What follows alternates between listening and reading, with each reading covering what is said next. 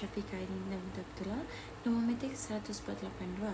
Video ini merupakan refleksi saya berdasarkan sisi Global Classroom yang membincangkan tentang polisi sosial di Iran, Pakistan dan Malaysia serta refleksi keseluruhan saya terhadap subjek Social Policy Analysis and Planning. Paparan dalam video ini adalah berdasarkan slide yang saya sempat rakam sendiri semasa sesi berlangsung, dan apa yang saya kongsikan adalah kefahaman serta refleksi saya sebagai pelajar. Berdasarkan pembentangan Iran, perkara utama yang saya perhatikan adalah bagaimana polisi sosial mereka sangat dipengaruhi oleh nilai agama dan struktur pemerintahan. Dalam slide yang ditunjukkan, peranan keluarga, komuniti dan tanggungjawab sosial ditekankan sebagai asas kesejahteraan masyarakat. Misalnya, sistem bantuan sosial banyak bergantung kepada sokongan keluarga dan jaringan komuniti, bukannya intervensi profesional yang moden. Daripada apa yang saya faham, pendekatan ini sosial dengan konteks budaya mereka kerana nilai agama dan tradisi sangat mempengaruhi kehidupan seharian rakyat. Namun, ia juga boleh menjadi cabaran apabila melibatkan isu seperti kesihatan mental, kebajikan individu kerana perkhidmatan profesional mungkin tidak menjadi keutamaan. Sesi ini membuka mata saya bahawa polisi sosial tidak boleh dipisahkan daripada konteks budaya dan ideologi sesebuah negara. Namun, saya juga menyedari bahawa walaupun polisi ini kelihatan tersusun di atas kertas, keberkesanannya sangat bergantung kepada sejauh mana masyarakat menerima dan mengamal nilai-nilai tersebut dalam kehidupan seharian. Bagi Pakistan pula, pembentakan lebih menumpukan isu kemiskinan, pendidikan, kesihatan dan kebajikan kanak-kanak.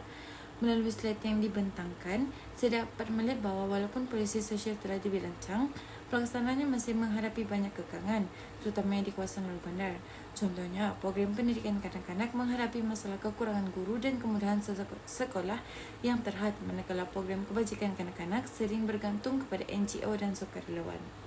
Apa yang saya pelajari pada sesi ini adalah polisi yang baik tidak mencukupi jika tidak disokong oleh sumber yang mencukupi dan pemantauan berterusan dan penglibatan komuniti.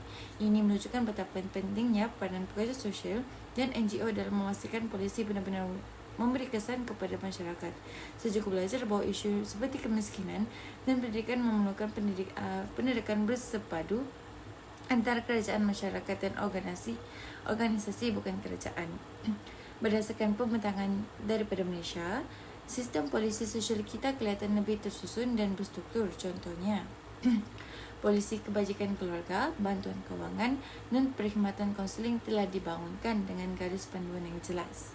Namun, melalui perbandingan dengan Iran dan Pakistan, saya sedar bahawa cabaran seperti akses bantuan di kawasan terpencil dan kesedaran mengenai kesihatan mental itu masih lagi wujud. Secara keseluruhan, sesi ini mengajarkan saya bahawa setiap negara mempunyai kekuatan dan kelemahannya tersendiri dalam pelaksanaan polisi sosial. Malaysia mungkin lebih maju dari segi struktur dan sumber, tetapi setiap polisi tetap perlu dinilai dan diperbaiki berdasarkan keperluan masyarakat yang sentiasa berubah. Saya juga mula memahami bahawa polisi yang baik bukan hanya soal perancangan, tetapi juga keberkesanan pelaksanaan dan impak sebenar kepada masyarakat. Seterusnya, saya ingin berkongsi refleksi keseluruhan saya terhadap subjek Social Policy Analysis and Planning dan bagaimana subjek ini membentuk kefahaman saya tentang polisi sosial.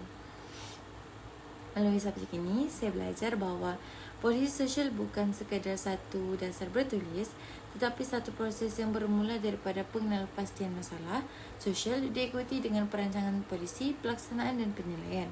Saya juga memahami bahawa setiap polisi perlu berdasarkan bukti data dan keperluan sebenar masyarakat agar ia berkesan.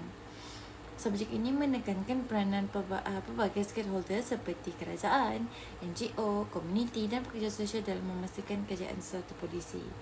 Daripada pembelajaran ini, saya sedar bahawa kegagalan polisi sering berlaku bukan kerana polisi itu lemah, tetapi kurangnya kerjasama dan penyelarasan antara pihak yang terlibat.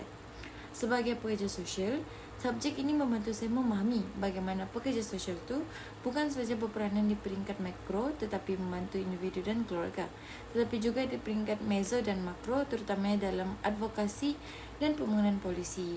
Ini mengubah perspektif saya bahawa kerja sosial berkait rapat dengan sistem dan struktur sosial.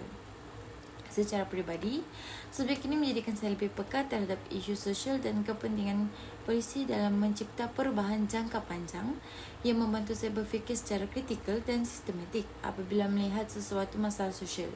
Kesimpulannya, subjek ini sangat penting dalam membentuk saya sebagai bakal pekerja sosial yang berpengetahuan dan bertanggungjawab.